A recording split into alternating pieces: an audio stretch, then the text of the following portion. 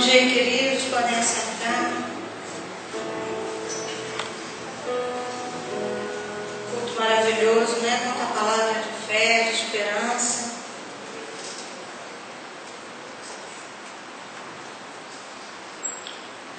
Se você estiver sentado sozinho, procura alguém da sua célula, aproxima. Não fica ninguém sozinho, não. Fica perto de alguém, tá? Procura uma pessoa querida, que tem um tempo que você não fica junto, não para papear, não. Acho que durante a palavra eu vou pedir para você compartilhar alguma coisa com alguém que está do teu lado. Então, se você estiver sozinho, você não tem um vizinho para você compartilhar. Quem é mais descolado, senta perto de alguém que está sozinho, não teve coragem de sentar perto. Vamos lá? Vamos nos mobilizar? Graças a Deus por todas as coisas. Nós vamos abrir nossas Bíblias em Gênesis 12.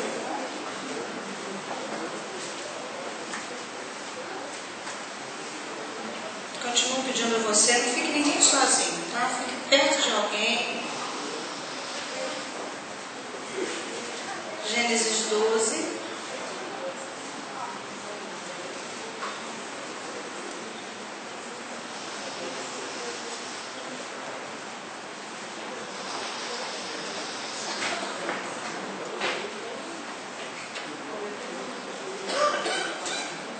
Vamos ler os primeiros 3 versículos. Minha leitura na Bíblia, Nova Versão Internacional, tá bom? Versão, se as palavras não forem idênticas à sua, eu estou lendo uma outra versão. O chamado de Abrão. O Senhor disse a Abrão: saia da sua terra, do meio dos seus parentes e da casa do seu pai, e vá para a terra que eu lhe mostrarei.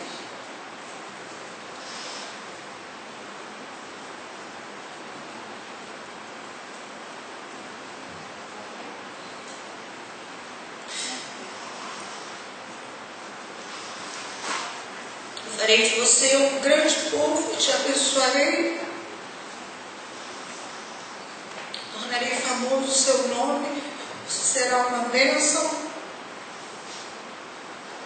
Abençoarei os que te abençoarem e amaldiçoarei os que te amaldiçoarem, e por meio de você todos os povos da terra serão abençoados.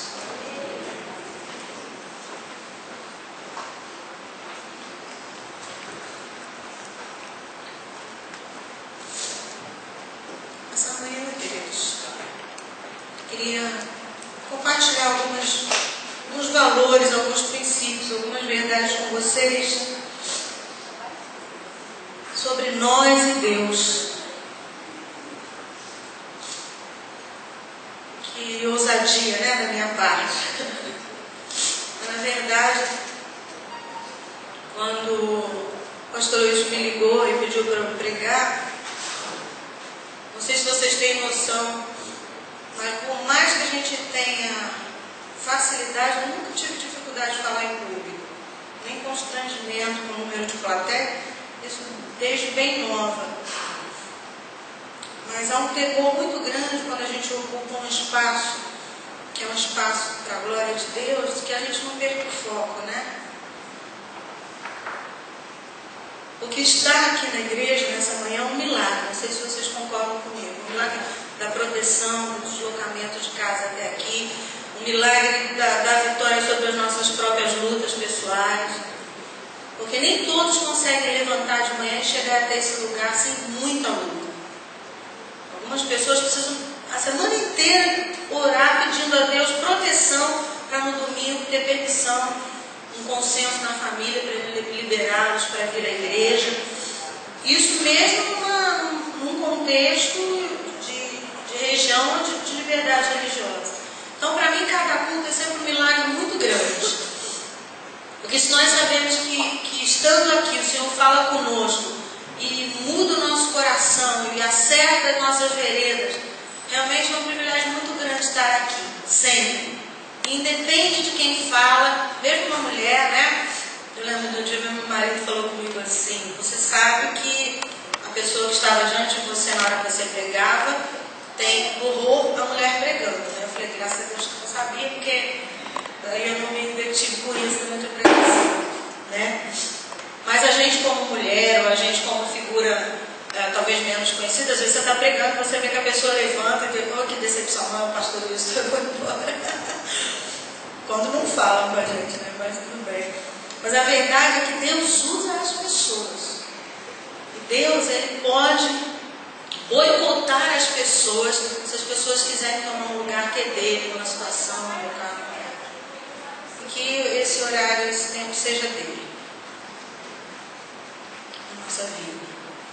Então, quando o pastor Wilson me ligou, eu tinha terminado de falar no telefone com a minha irmã, que perdeu a menininha, e ela estava me contando que tinha tido aniversário da filha do pastor, aquele pastor que eu sempre falo que foi meu aluninho dos juniores, que agora é o pastor dela, né? Um excelente pastor. E aí, no auge do aniversário, naquele ponto mesmo central das homenagens, a esposa do pastor, que é querida nossa, minha ex-aluna de classe juniores também, a Mara, ela pega a palavra e se dirige para a filha dela, que era professora de escola dominical da Laís, e ela diz assim, Débora, o Senhor te concedeu 15 anos. E naquele momento ela mesmo embargou, é uma igreja que não é tão grande, mas é uma igreja muito unida, e de repente todos pararam e choraram. A complexidade, a coisa complexa de encarar, que Deus tinha dado 15 anos a Débora e Deus deu só 10 anos a Laís, nada de mágoa, nada de... Mas são coisas que a gente vai digerindo devagarzinho. E aí no telefone nós conversamos que quando perdemos alguém, e nesse momento está muito mais difícil para mim do que no dia, assim, porque né, na ausência e tudo. E nós temos a impressão que Deus foi surpreendido. Alguma coisa na agenda de Deus puxou o controle dele. Isso não é verdade, porque a palavra desse mesmo Deus diz que quando nós nascemos, todos os nossos dias estão escritos e determinados. Amém? Você lembra do Salmo 139? Então ali a gente estava conversando sobre como nós temos que entender e prosseguir em conhecer o propósito de Deus para nós. Deus e nós. E nós devíamos ter uma dedicação, uma disciplina profunda para entender a vontade de Deus, porque essa vontade para nós é libertadora. Deus e nós. E aí eu praticamente o dia inteiro trabalho, mesmo que dentro da minha casa, falando aqui para a igreja, o Brits para mim veio aqui falando no MSN e tal, então o meu Facebook é quase como se fosse meu blog, fica aberto, e eu postei lá aquela palavra de Jesus falando para os discípulos, que ele chama um, eu falei, e esse? E ele diz, olha, se eu quero que ele fique até que eu volte, né? Diz, eu tenho um plano para você, eu tenho um plano para o outro. Naquele aniversário, a minha irmã estava vendo o aniversário de uma adolescente da igreja, e a menininha dela não estava mais lá. Mas na verdade a menininha não é dela, a menininha era de Deus. Então tem sempre uma verdade maior que pode sustentar as nossas verdades. Então eu estou falando de Deus e de nós. E eu fiquei pensando, eu publiquei lá, olha, quando a gente não puder entender Deus, a gente pode confiar nele. Botei esse trecho da Bíblia que eu não sei falar de qual para você, mas essa hora que um dos discípulos de Jesus questiona por que Jesus dá um comando para um e avisa o tipo de morte que ele vai morrer e diz para o outro, olha, se eu quero que ele espere até que eu volte. E quanto mais cedo a gente entender que Deus tem um plano para a nossa vida, que esse plano é maravilhoso, menos tempo nós vamos perder com tentativas de acertos e erros desnecessários. Porque nós sabemos que os grandes inventores, os homens pesquisadores, eles usam muito essa metodologia de tentativas. Nas tentativas há desenvolvimento e reflexão. Então, na vida a gente vai tentando, a cozinheira tenta, a dona de casa tenta como ela vai organizar a casa. Nos relacionamentos nós fazemos tentativas, né? Quem está casando agora, são muito tentativas. A gente que já está casado há muito tempo, em casa a gente brinca assim, que a gente já separou e casou várias vezes, porque tem dia que a gente tem vontade de romper, mas a gente descobre que a gente não quer romper, aí a gente fortalece a aliança, e com o passar do crescimento de cada um, a gente descobre que não está mais casado com a mesma pessoa, porque aquela pessoa tem crescido na graça e no conhecimento do Senhor Jesus Cristo. Então esse relacionamento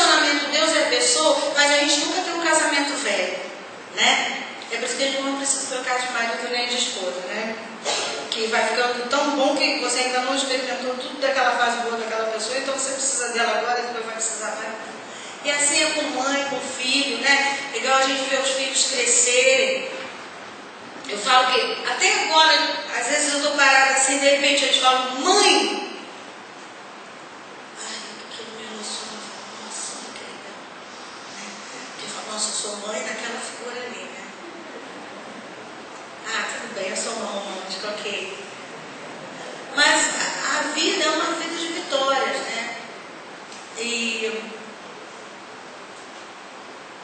quando o Bino está aqui testemunhando, falando desse período que a família dele, que a família da Tânia e que outras famílias têm vivido lutas assim acirradas em relação à batalha de cada dia, porque quando você está num momento de perigo na sua vida, o dia se divide em segundos, vocês concordam comigo? Cada segundo. E a gente vai vendo mesmo como que é o Senhor que nos carrega. Como que é importante a gente saber que nada foge ao controle de Deus. Só que na verdade, como é que eu imagino que o Bino, como a minha família, ou como a família da Tânia, tem vencido os dias de perigo. A gente vence os dias de perigo com o armazenamento dos dias bons que a gente faz. E lamentavelmente algumas pessoas não têm investido para armazenar. Armazenar convicção, armazenar esperança, armazenar virtude. Nós tivemos na sexta e sábado 4 pessoas aqui da igreja, eu, Peter Pouca, do Paulo, Soraya Merino, Renato. Tivemos no Summit e deixei, né? A nossa igreja adquiriu os vídeos, depois o pastor Luiz vai passar alguma estratégia de em que data nós vamos rever cada DVD, e é maravilhoso. E uma coisa que me chamou muita atenção ali, numa das 10 palestras que a gente assistiu, foi um psicólogo, até muito famoso, depois eu identifiquei livros dele, eu não vou saber pronunciar o nome dele, é um psiquiatra americano, descoladíssimo, fora de série, a palavra dele é excelente, e ele estava fazendo uma leitura do mundo em 3 setores. Ele diz que o mundo está dividido entre pessoas sábias, pessoas tolas e pessoas más.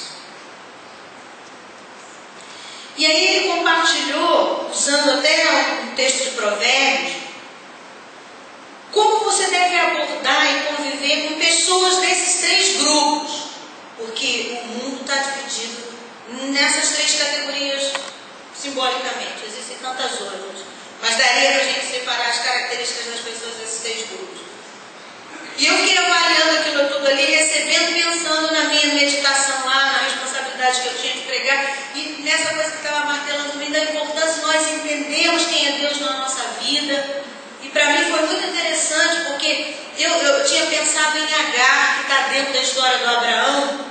Se a gente começa a ler de 12 a 22, que é um período de mais de 30 anos da vida de Abraão, tem vários personagens riquíssimos ali, e aquela trama da promessa de Deus para Abraão, quando Deus disse, eu vou fazer de você uma grande nação. Então o período de vida de Abraão, depois daquele momento que Deus prometeu isso, e aí as coisas vão se desenrolando, em alguns momentos Abraão pensa que Deus esqueceu, mas na verdade Deus nunca esquece, porque não está no caráter de Deus esquecer daquilo que Ele tem para a nossa vida.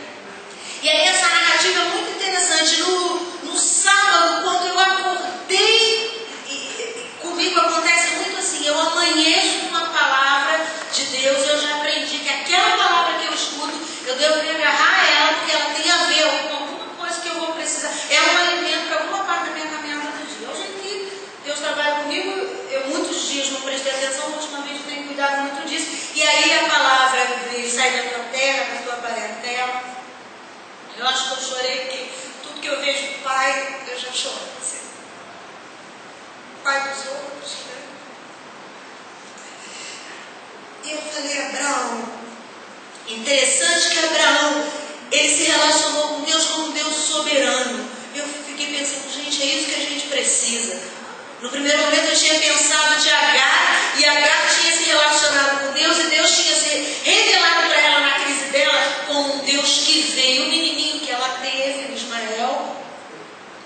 O nome dele significava isso, Deus Deus que ouve, porque ouviu a crise dela, e ela teve a experiência de que Deus era um Deus que vê, que ele viu ela e o filho quando Abraão liberou os dois, e era uma hora de crise, de perigo, de desamparo. Então eu fiquei olhando esses personagens se relacionando com Deus, que é o que nós temos de mais urgente e precioso para fazer, entender a presença de Deus. Mas a gente está nesse mundo de pessoas sábias, tolas e más. E aí o palestrante lá estava falando sobre a primeira categoria. E eu achei muitas dessas categorias de pessoas nessa narrativa tremenda de Abraão aqui.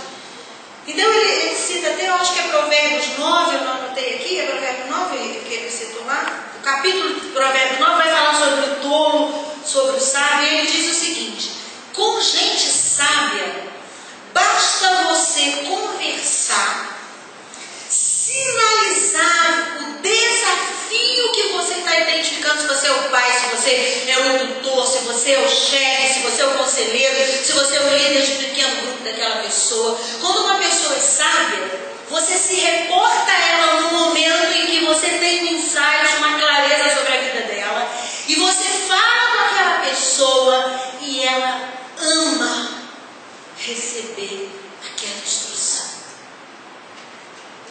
Aquilo para ela é um presente, é uma descoberta, ela deve aquilo. Ainda bem que você viu. Quando você dá um conselho para o sábio, e ele é sábio, ele diz: puxa, obrigado. Graças a Deus que você me falou.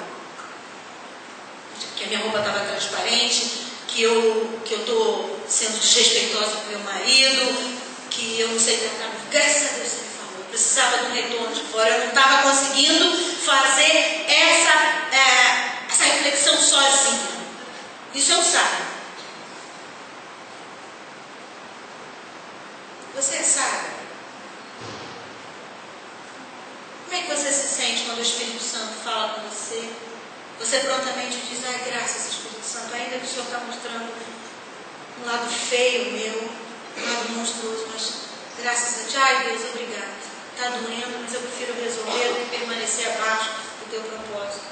Ai Deus, eu nem gosto daquele irmão, mas não é que Deus usou ele, aí eu não tenho paciência com aquela pessoa, mas não é que Deus usou aquela situação, aí eu não gostaria nem de estar naquele lugar, mas não é que ir naquele lugar por obediência, por sensatez, por coerência, mexeu comigo, ai, esse é o sábio.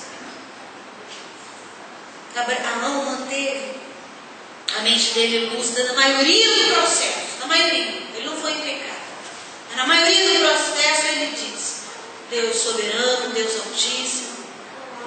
Ele manteve o processo, a narrativa de 12 a 22. Vai ter hora que ele vai falar com o Ló, o sobrinho dele: olha, a gente está com muitos bens, os nossos pastores, os empregados de casa lá estão brigando, vamos separar. Ele vai dizer assim: meu filho, escolhe o que você quer. Aí o sobrinho dele vai lá, o sobrinho dele é lá tudo. O sobrinho dele vai lá e escolhe as campinas, o lugar dos vales, o lugar mais inseguro para uma cultura igual aquela de pastoreio. É ficar no vale. No vale você não tem dimensão quando seu inimigo está vindo. Mas Abraão tem aquela nobreza. E eu tenho percebido isso sobre gente cheia do Espírito Santo. Gente cheia do Espírito Santo é profundamente elegante. Eu percebo que uma das coisas que quando a gente está no exercício das nossas tolices acontece, que a nossa carne nos engole. Ela nos bota no papel que a gente não tem. A gente fica maior do que o espaço que a gente tem naquele grupo. Isso é típico do exercício das tolices da vida. Mas Abraão diz: meu filho, escolhe. E o rapaz não era sábio, o rapaz era tolo. Então ele escolhe justo o que tinha aparência. E lá no meio da aparência ele encontrou Sodoma e Gomorra. Eu não tenho muita habilidade de pesquisa de internet nesse site, porque eu lamentei profundamente a Renata não ser amarrada a mim com cordinha essa semana, porque ela sabe discussão os negócios, ela lê inglês. Mas o pouco que eu li de Sodoma foi estarrecedor. Era um lugar onde era proibido, onde a região que o sobrinho do Abraão escolheu era um lugar que era proibido receber estrangeiros. Tanto é que quando Abraão recebeu os anjos de Deus que estavam ali para dizer para ele: foge daqui a tempo que Deus vai destruir esse lugar, o pessoal quis violentar os caras. Era proibido dar comida para os outros. Uma pessoa poderia ser até queimada se fosse pega dando comida para outras pessoas. E foi esse lugar que Deus avisou ao sábio Abraão que ia destruir. Queridos, quando Deus chega a dizer para a gente: separa, Organiza essa firma.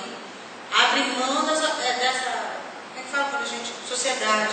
Desfaz esse namoro. Cala a boca. Sai desse lugar. Quando Deus chega a falar para a gente, Ele sabe por que Ele está mudando. E é uma tolice medida nossa. A gente fica dizendo, cadê Deus? Você não pode fazer. Deus, você não pode levar minha filha. Deus, né? Eu estou falando daquilo que eu...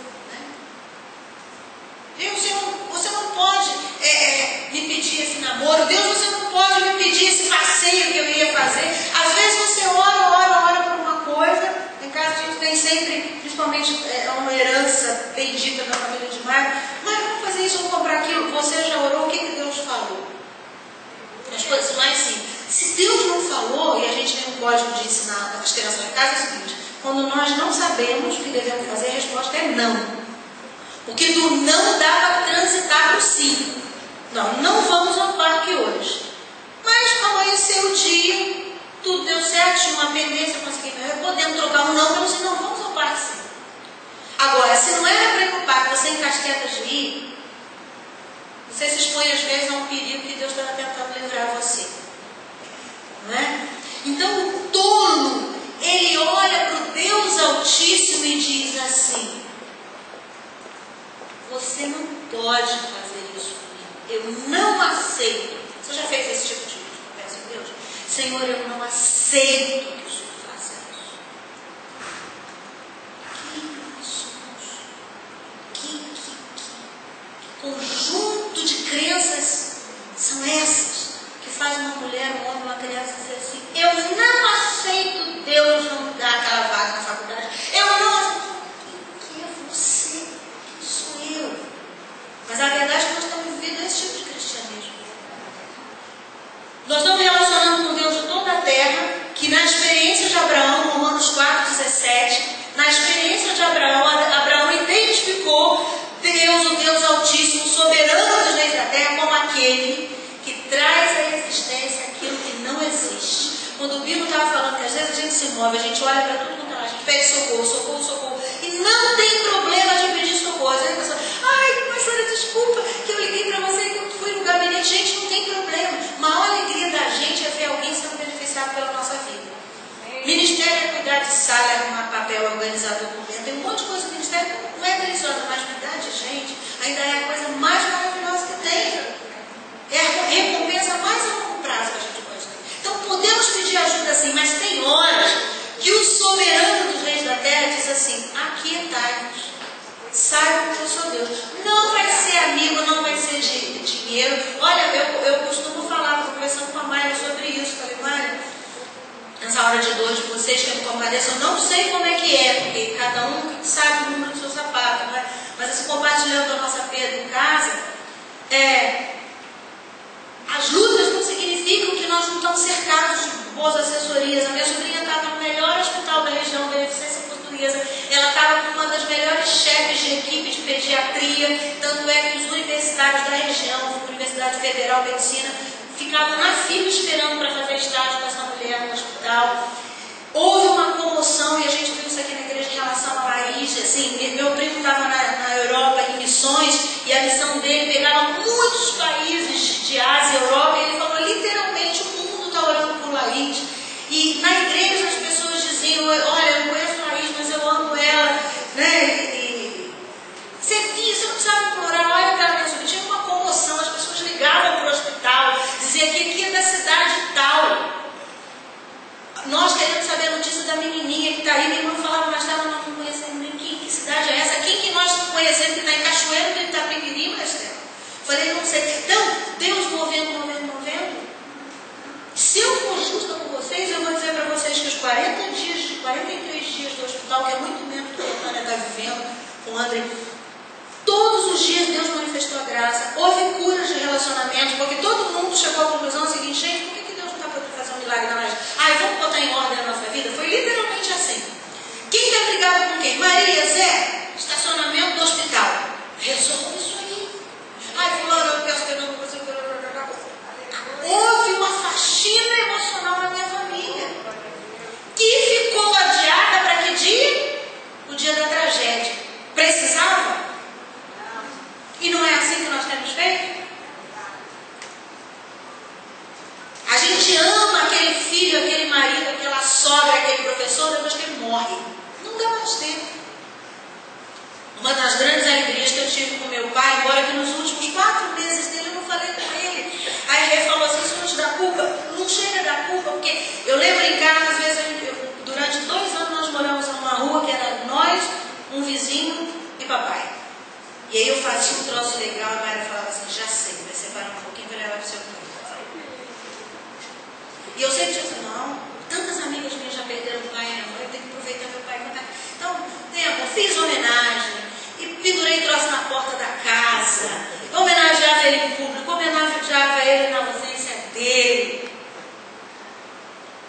que ele foi, me deu uns 5 minutos e eu falei assim, mas papai, sabia que eu amava ele? Eu falei, você é tola. Claro que ele sabia que você amava ele, mas na verdade eu estava querendo dizer assim, nossa, queria ter amado mais, queria ter abraçado mais, queria ter beijado mais. Né? E aí tem alguns pais aqui da igreja que eu falo, ai gente, você pode ser meu pai? Eu acho você tão legal, você quer ser meu pai.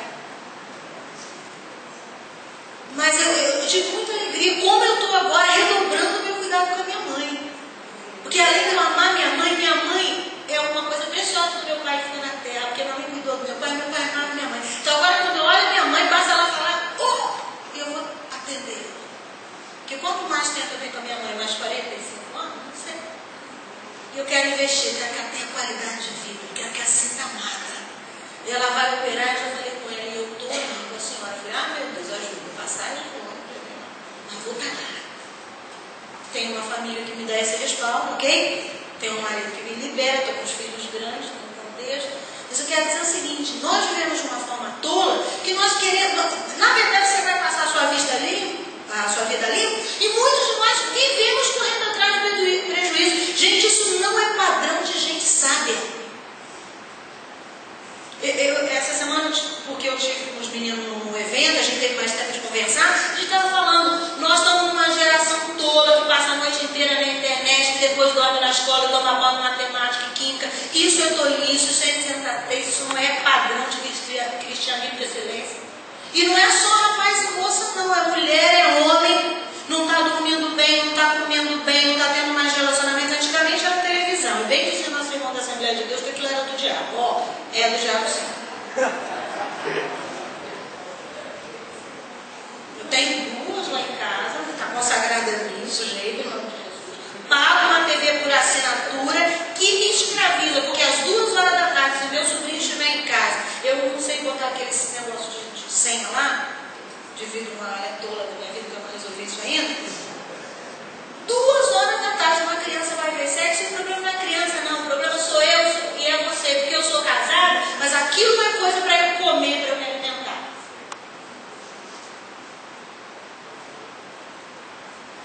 Ou você acha que a gente vai e fica chupando pilha e comendo pilha mesmo, pilha? Alguém pode botar pilha de rádio na boca? Não pode. Mas a gente se acha porque eu sou líder, porque eu sou doutora, porque eu sou, eu posso ficar comendo pecado, provando pecado, vivendo tolice. Né? Qual o custo disso?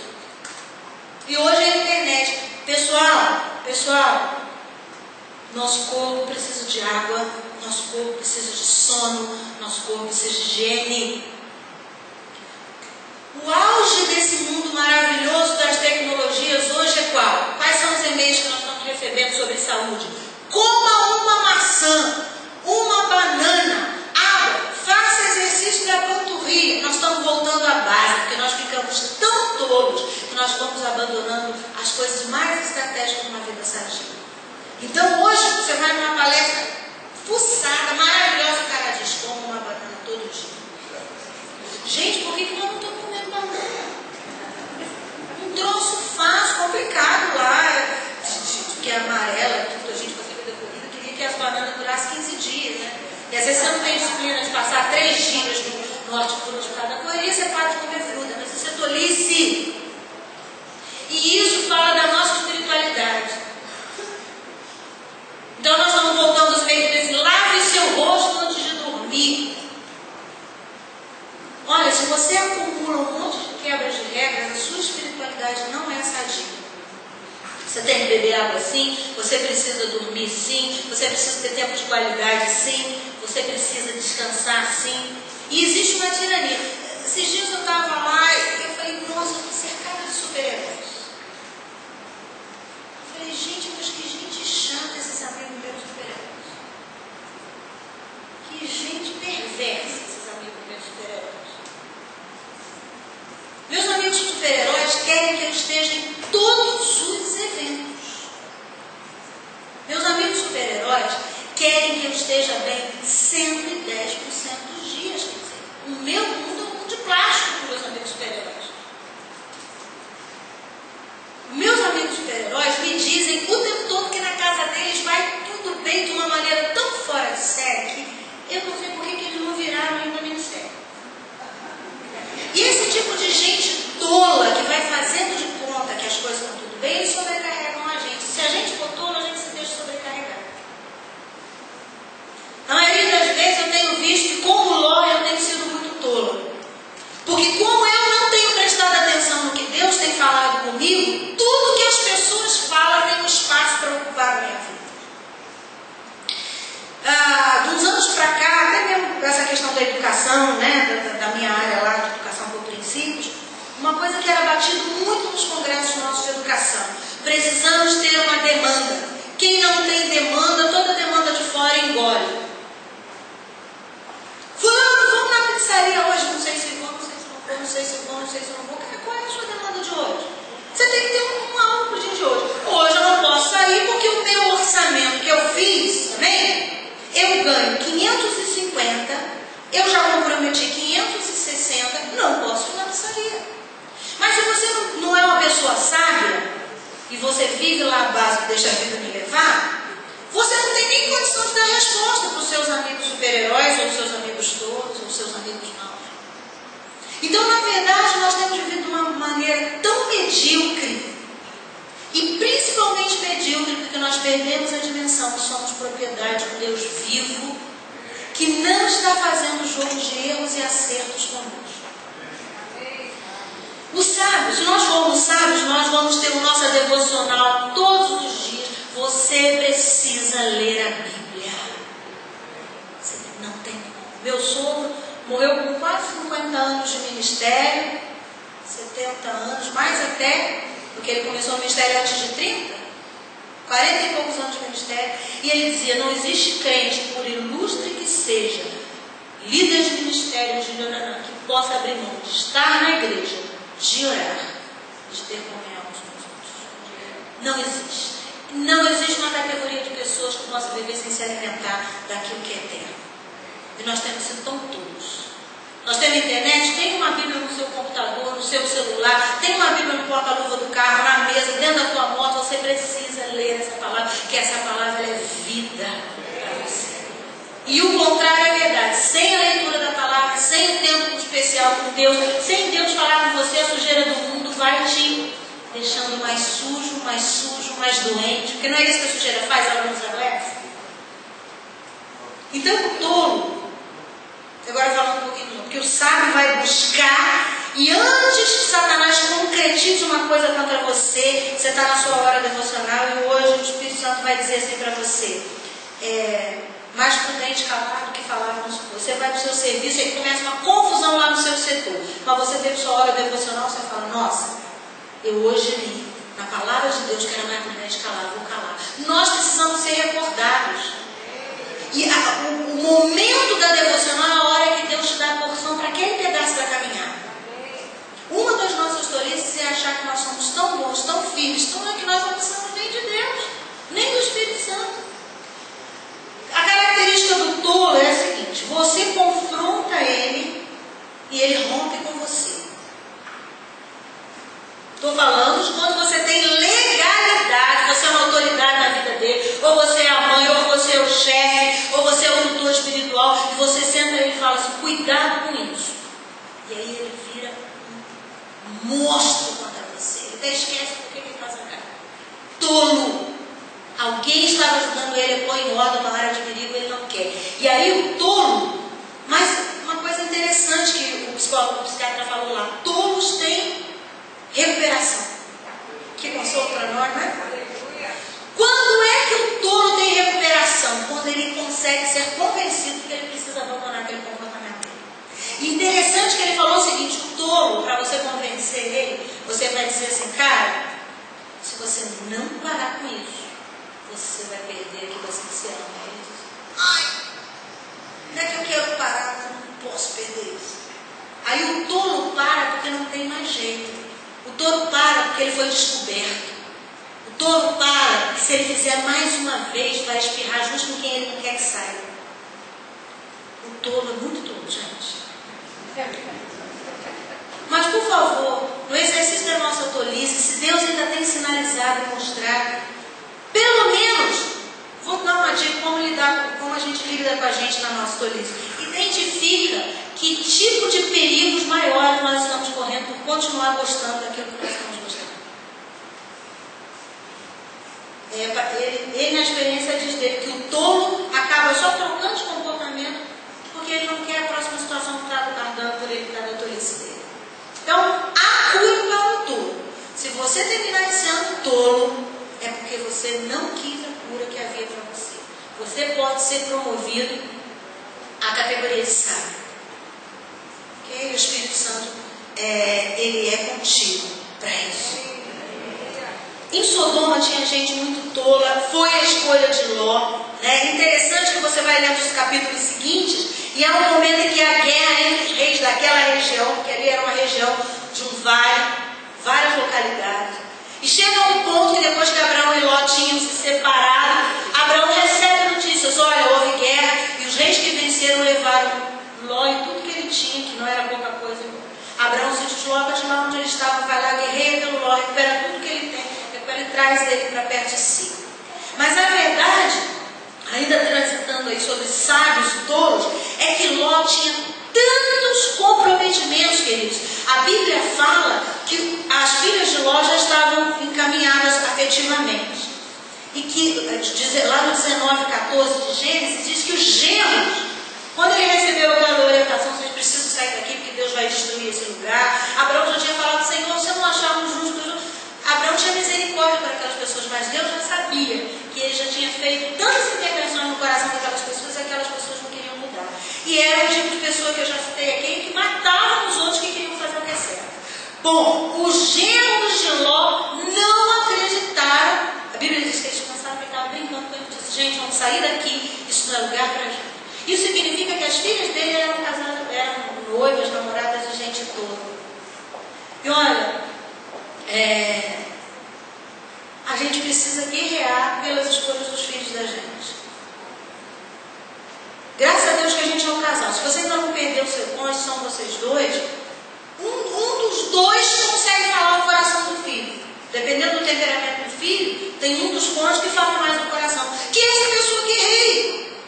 Porque se você está calado com a função de líder, de pai, de mãe, ajuda o outro a perceber a tolice que está se metendo, nem que seja só por oração. Que, aliás, a oração é a nossa arma, né, de prevenção e de manutenção. Mas nós devemos desejar, aspirar e viver para ver a nossa família livre da invasão das tolices desse mundo. E a verdade é que o processo de salvar Ló foi muito mais de tirar ele lá, vamos supor, do prostíbulo, do baile funk, das baladas da faculdade. O processo de desintoxicar Ló das tolices dele era tão grande, porque as filhas já estavam comprometidas. A mulher era uma pessoa muito tola. Mas Deus não deixou de agir a favor de Ló. E tanto, se você ler esse livro, você vai ver a quantidade de misérias que assolavam o relacionamento familiar de Ló, mesmo depois da perda da esposa dele. E se a gente tolar, irmãos, nós não precisamos ser tolos, os nossos filhos não precisam ser tolos, o nosso casamento não precisa ser um passaporte de tolice, a nossa vida intelectual não precisa ser medíocre. Deus tem alguma coisa para nós somos vivos, o Espírito Santo é um Espírito consolador e operante. Deus nos ama, Ele se importa, a mão dele é uma mão forte estendida para nós. E nós temos que encarar a nossa vida cristã como uma oportunidade de ser luz na terra. Ali na entrada foi posto um banner, fruto de um mapeamento, uma pesquisa, uma preocupação do pastor Wilson, em relação à cidade, aonde que nós como Igreja Nacional estamos na cidade. Então, quando você sair aqui, você vai ver o mapeamento. Tem pontos onde estão as células, tem pontos onde moram pessoas da igreja. E existem vários pontos que são vazios, é lógico, existem outros cristãos, mas nós queremos saber, nós como igreja, com esse chamado que nós temos na igreja local, que visão nós temos que ter para a nossa cidade, porque a nossa cidade é amada por Deus. E quando nós entendemos que Deus ama a nossa cidade, uma das ações saneadoras nossas vai ser procurar a gente ser o mais sadio possível, porque nós estamos espalhados nessa cidade, nos hospitais, nas universidades, no comércio, na rua, nos parques, nos relacionamentos, nos clubes. E se nós começarmos a ser arrancados da categoria de tolos para sábios, mais e mais pessoas vão ter como ouvir conselhos transformadores, porque nós somos igreja. E igreja, tem uma palavra da pastora Valnice,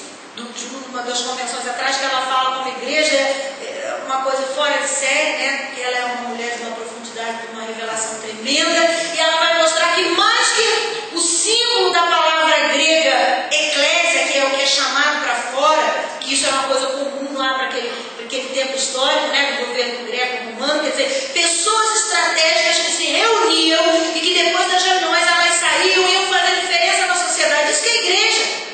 O pastor Evídio fala que a igreja é um ensaio da nossa vivência no céu, e a gente vem aqui, tem um momento com Deus e louva e recebe oração e ouve uma palavra transformadora, mas quando acaba esse ensaio aqui, muito menos do que está nos esperando no céu, nós somos devolvidos à cidade, e na cidade, no meu bairro, na minha rua, na minha profissão, na minha área de atuação, no meu leque de influências, eu sou devolvida, porque eu fui chamado para ser uma bênção. E isso é um processo. Paulo, num determinado momento do ministério dele, ele diz assim: o que é suficiente nessas coisas? Às vezes você está bombando na questão da misericórdia, mas você está ainda percebendo que está dando brecha na questão da disciplina. Às vezes você está bombando na questão da disciplina, você está correndo, você está fazendo a sua leitura, você está fazendo sua devocional, você está conseguindo jejuar, porque é para jejuar, mas você consegue perceber que você está com seu coração restrito a alguém, não está perdoando. Não, na verdade, nós somos em obra. Mas aquele que começou uma boa obra em nós vai completar até o dia de Cristo. Então, nós não temos desculpa para nos fecharmos e pararmos. Vai com o que você tem, vai com o que você já alcançou. Porque aquilo que te falta, se você está dependendo do Senhor, isso é sinal de sabedoria, o Senhor vai completar uma boa obra na sua vida. Aliás, isso é um sinal de saúde, porque eu tenho percebido aqui entre nós, falando entre os homens, como nós temos sido humanistas nas nossas transações, não é? Nós estamos no controle, mesmo nós pentecostais, né? Das orações de guerra. Muitas vezes quem está no controle somos nós. Isso é humanismo. E o Senhor não está sendo aquilo que a Abraão foi revelado, o Deus soberano, o Altíssimo dos reis da terra, e Ele quer ser. Seja sábio, olhe para Ele hoje, sorria para Ele, diz que o sábio sorri quando recebe um conselho, né? Então, vamos ser sábios, vamos desejar, como crianças recém-nascidas, o mais genuíno do alimento que Deus tem para nós. Porque aí nós vamos ser tirados da onde nós fomos jogados pela maldade desse mundo e vamos ser transportados para o nosso lugar, no reino do Filho, do amor dele. Isso é um exercício diário, ninguém está livre desse compromisso, de cada dia de se sondar e dizer: Senhor, o que o Senhor tem para mim? A Amy Carmichael, que é a missionária que gerou a historinha que se chama Comprando Crianças para Deus, ela diz o seguinte, sobre Efésios 2, 8, 9 e 10. Ela diz o seguinte: ela entendeu que a cada manhã ela não tem que dizer assim: Senhor, faz isso por mim, ajuda meu carro, ajuda minha filha, ajuda. Ela entendeu, a experiência dela com Cristo.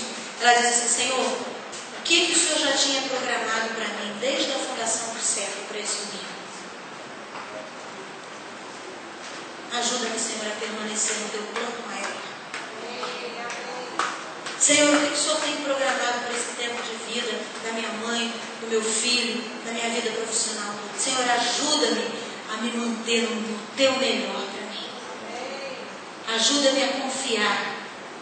Nesse processo aqui que nós lemos, né, do 12 ao 22, muitas vezes Abraão vai falar: Senhor, o Senhor disse que ia me dar um filho.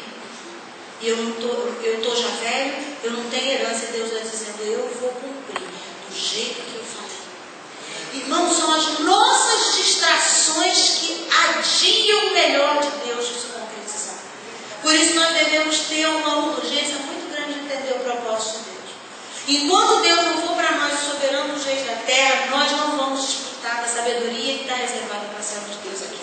Nós vamos viver sempre nossos planos. Nossos planos são falhos. Nossos planos são limitados. Nós temos planos, mas a resposta certa vem do Senhor. Confie os seus cuidados ao Senhor. Entregue o seu caminho ao Senhor.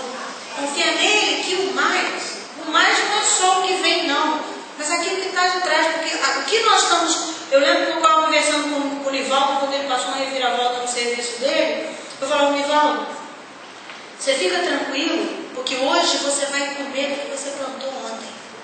Não tema o desemprego, não tema a desestrutura na fábrica. Porque hoje nós estamos comendo, gente, do que nós plantamos ontem. E é por isso que o Salmo 112 diz: o homem que não teme as más notícias. Porque quando você recebe uma implacável má notícia, ela te pega hoje, mas Deus já estava trabalhando a teu favor desde ontem.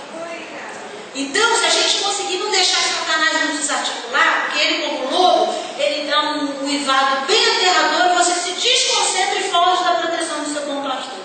E é aí que nós somos tragados. Como nós devemos ser como esse homem que não tem mais notícia? Porque sabe quem tem crido? Confia no Senhor. Senhor, olha o que me aconteceu. Senhor, como eu devo lidar com isso? Senhor, eu acho que essa pergunta é crucial. Deus, olha que situação que eu estou passando aqui. Eu falei ou alguém falou comigo. Deus, o que o Senhor pensa disso? Porque o que Deus pensa desse momento que nós estamos vivendo é que vai fazer toda a diferença. Ele pode trazer existência ao emprego que nós não temos, Ele pode devolver a saúde que nós não temos, Ele pode dar a coragem que nós não recebemos por herança. E Ele pode ter misericórdia de nós, tão fracos, tão sujos, tão inimigos. Porque nosso Deus é rico em perdoar. Amém? E a terceira categoria que a gente acabou não compartilhando muito, que é das pessoas más. As pessoas más são aquelas pessoas que elas arrumam um lugar onde elas vão ficar para ver a queda do mundo. Olha, você sabe disso, eu vou te lembrar. Tem gente má que frequenta a igreja. Porque a igreja é um lugar de portas abertas. A gente não tem um censura. Nós, nos nossos relacionamentos, o apóstolo Paulo falou, evita o homem malicioso, de confusão, de contenda, de fofoca. Você confronta ele uma vez, você confronta ele 2 vezes, e na nossa experiência como adultos, essas pessoas são assim, elas grudam em você e elas começam.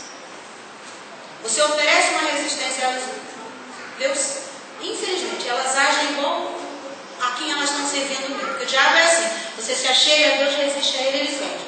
Esse tipo de gente má, você oferece resistência por princípios para elas, elas começam a ficar desacomodadas porque elas querem fofocar você não fofoca. Elas querem trazer, elas contam para você o que estão falando de você, elas jogam você contra pessoas que você nem precisava ficar magoado, porque na tolice daquela pessoa ela falou aquilo, mas logo ela te ama. E elas trazem má notícia, elas levam, aonde tiver uma mazela, elas ficam sabendo, elas trazem, elas circulam, tiram a paz da tua casa, da tua rede, da tua célula. Aí você exorta uma vez, exorta 2. Não relaciona com intimidade mais. Não deixa viajar com seu filho. Não entrega tarefa de gente nobre na mão dessa pessoa.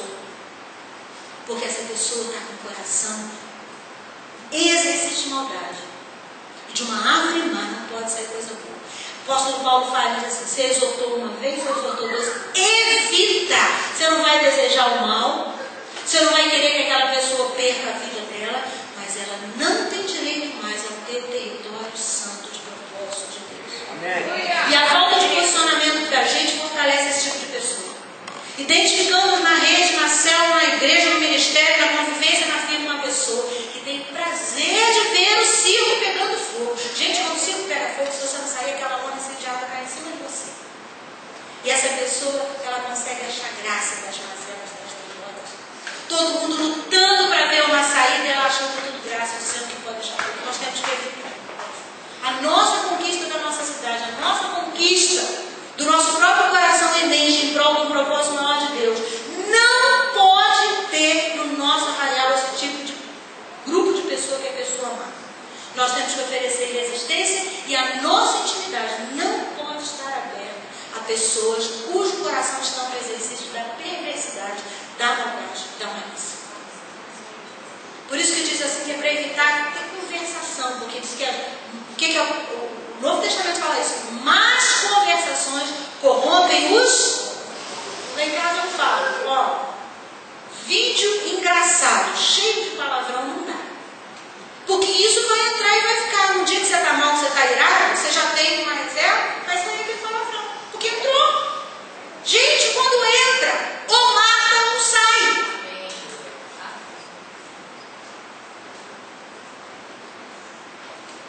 E nós temos que saber que nesse mundo que nós estamos inseridos, ou nós somos uma dessas 3 categorias, ou nós estamos convivendo com essas 6 categorias. Interessante é que Deus ama a gente. Romanos 5 fala que Deus amou a gente quando a gente ainda era pecador. Então, seja lá qual é a situação minha e sua hoje, ou de sábio, ninguém é sábio em tudo, há sempre uma área a reformar, ou de tolo, e há cura para o tolo, ou de mal.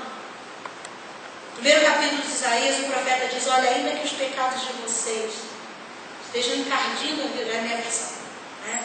Isaías 1, 18 até 26. ainda que a situação de pecado de vocês seja lastimável, se vocês olharem para mim, vocês não vão chegar a ficar brancos,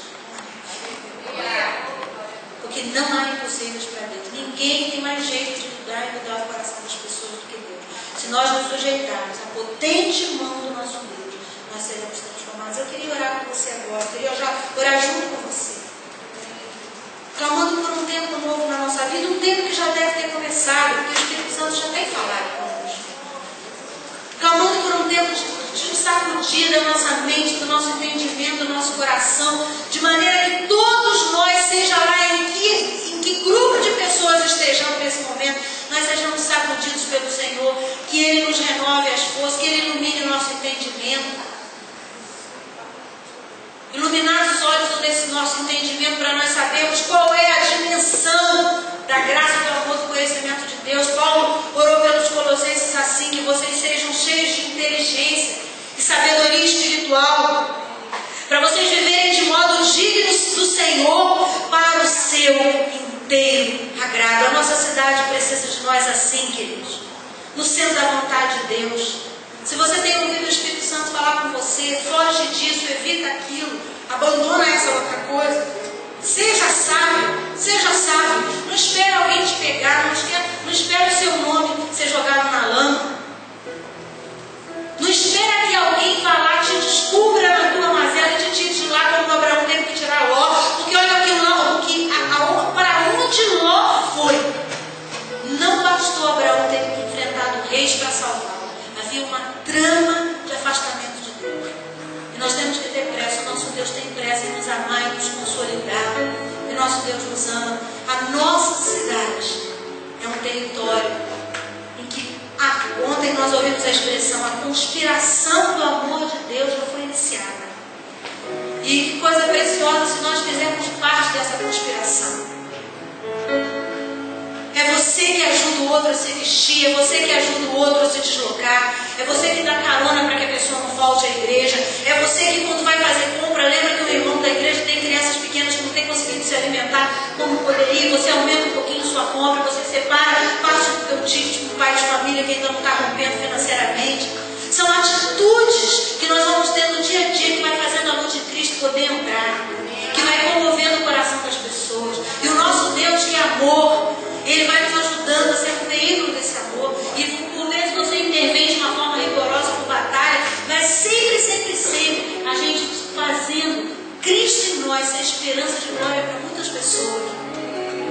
Uma palavra que me comove profundamente é Paulo dizendo que pela igreja, por nós, povo de Deus, por nós que nos entendemos na terra como gente alcançada por Deus, Paulo fala que pela igreja a multiforme sabedoria de Deus vai ser revelada.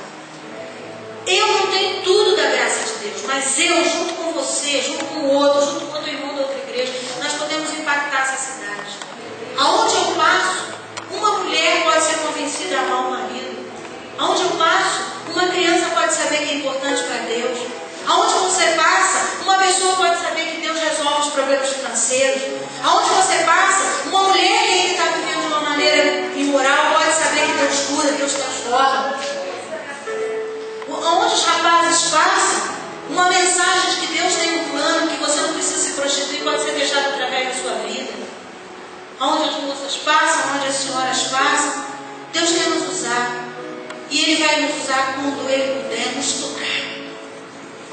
Vai nos usar como vasos de honra. Amém? Nós somos chamados não para serem invasivos. Se nós formos só como religião, nós somos invasivos. Porque religião fala de opinião. E as opiniões são diferentes. Mas quando nós chegamos representando o Senhor Jesus Cristo e a própria companhia dEle conosco, ela é sinalizada nos lugares onde estamos. Que Ele tem nos melhorado. Ele tem detido as nossas carnalidades, Ele tem nos ajudado a abandonar nossas tolices. E só o fato de nós dependemos de Deus, querido, já sinaliza para outras pessoas que há uma esperança. Porque elas olham para nossas misérias e elas dizem assim: nossa, se ela tem conseguido prosseguir, há esperança para mim também. Então nós temos que nos render debaixo da poderosa mão de Deus, porque no tempo oportuno dEle, todas as coisas vão acontecer. E hoje eu quero dizer para você que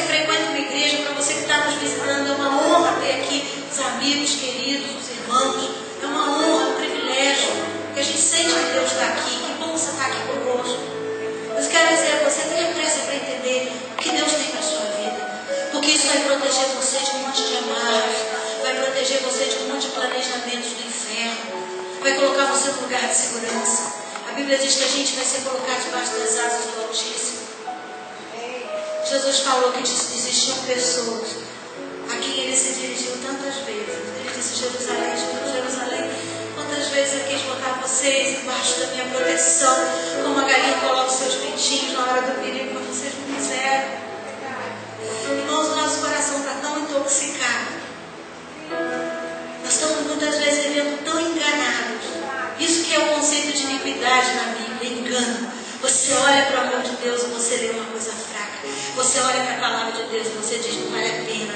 Você é convidado pelo Espírito Santo a orar e você diz: não adianta. Isso é iniquidade governando e reinando no nosso coração. Mas se você puder pelo menos reconhecer que o seu coração não está afeiçoado a Deus. Se você puder essa manhã dizer assim: Deus, revela-te a mim. Me socorre na minha miséria, na minha limitação, na minha dureza de coração, na minha cegueira. Se você pelo menos puder lembrar de onde você veio e de que tipo de miséria você saiu. Se você pelo menos puder colocar isso nessa manhã diante de Deus e dizer: Senhor, eu não sei nem orar como convém. Eu não sei como me apresentar diante de Ti. Eu não sei de que jeito as coisas têm acontecido na vida dos meus irmãos. Mas se você puder pelo menos dizer: Senhor, mas se mostra a mim. Se mostra a mim. Hoje foi falado aqui que o Senhor ama. Senhor, o Senhor me ama. Fala com Deus, pergunta para Ele. Em vez de receber de mim ou de outra pessoa, conversa direto com Ele. Pergunta: Senhor, eu ainda estou onde eu estou, porque eu não tenho te buscado. Deus, esse peso no ombro, essa enfermidade no corpo, essa luta na mente. Deus, eu já podia estar livre disso. Senhor, tem alguma voz tua que eu estou de uma forma tola, desconsiderando? Conversa com Deus agora. Eu queria que você tivesse esse tempo. Eu queria que você tivesse esse tempo agora. Porque Ele está aqui. Faça esse exercício agora. Fala com Deus. Apresente a sua queixa. Qual é a sua razão? Por que você ainda continua onde você está? Fala com teu Deus. Fala com Deus. Deus ama você e Ele tem um plano. Oh, Jesus, o Senhor nos ama. Oh, Jesus, o Senhor nos ama. O Senhor está aqui. Por favor, Senhor, tira nosso véu do lamaçal. Ah, Deus, as tramas do inferno contra nós hoje, o Senhor sabe melhor do que eu. Senhor, vê se há em nós algum caminho mau que vai cooperar para que aquilo que o inferno programou se concretize. Livra-nos, Senhor. Livra-nos, Senhor. Livra-nos, Senhor. Livra-nos dos nossos inimigos. Livra-nos, Senhor. Livra-nos, Senhor. Livra-nos de nós mesmos. Eu quero convidar você agora a orar, apresentando a Deus áreas da sua vida que você sente que estão em desarmonia com o Senhor, que você considera que estão fora da vontade de Deus. Estando fora da vontade de Deus é pecado. Coloca diante de Deus. Talvez uma manifestação do seu temperamento, do seu caráter, talvez a maneira como a tua esperança está, como a tua ousadia está, não sendo da vontade de Deus e estando operando na tua vida. Isso é pecado. Isso é estar fora da vontade de Deus. Começa a confessar ao Senhor, porque se nós confessarmos, Deus é fiel e justo para nos perdoar os nossos pecados e nos purificar das consequências que os nossos pecados merecem na nossa vida. Confessa a sua inabilidade, confessa a sua incredulidade, se isso é o que está te engolindo nessa manhã.